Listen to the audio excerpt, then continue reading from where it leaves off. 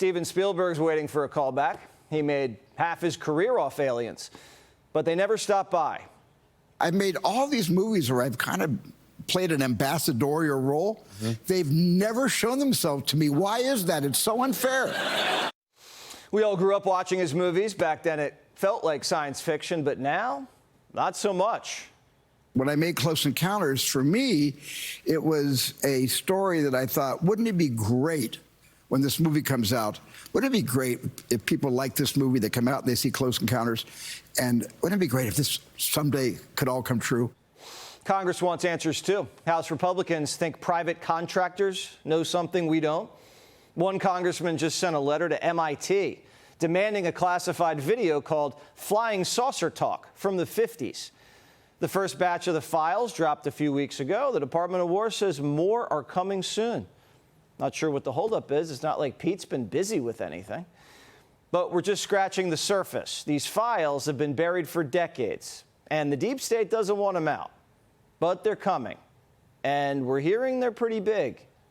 But I think they're taking it so serious that we're gonna get to more tranches of more meaningful evidence, and I think eventually we'll get to that thing that moment that we've all only seen in movies, where a sitting president steps to a microphone and tells the world we're not alone in the universe. Missouri Congressman Eric Burlison joins us now. Congressman, why would universities have material on aliens? How did that happen? Yeah, so MIT Lincoln Labs is one of the many federally funded research and development centers. These are quasi-private public entities that have a sole mission of doing long-term research on projects, and their sole client is the United States government. So this is the exact type of location that we should be searching for a topic like this, and that's why my team is aggressively pursuing information, documents, videos that are in the possession of these federally funded research and development centers, whether it's MIT Lincoln Labs, RAND Corporation, MITRE, and others. That's where we're taking our investigation. Are they handing documents over, or are they saying, don't come knocking? You know, so we sent a letter to MIT Lincoln Labs, and they responded immediately, their legal team did, that they would comply with our letter. We just received word from Michael Thomas, who is the National Records and Archives and Records, that they're cooperating with MIT Lincoln Labs, working with the Department of War to coordinate the release of a 1952 video from an individual from Project Blue Book by the name of Edward J. Ruppelt, who was briefing these scientists about the incursion of UFOs in the United States. Okay, well, that could be groundbreaking. The, I guess, first batch we got, pretty eye-opening. We expect more. What do you expect to see on the next drop? So there's a lot of videos that we had received word from insiders. We had a list of video files. We sent those to the Department of War requesting access to be able to be briefed on those. We have been briefed.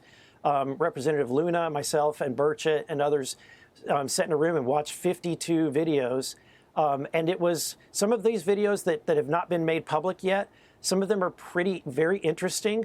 I don't want to get people's hopes up. There's a lot of videos, and I think that the way that the administration is going about this is the right way, but just keep in mind, a lot of these videos have not been explained, but as you watch some of them, you'll see that some of them are clearly balloons or birds, but there's also some things in there that are very interesting. Are you a believer?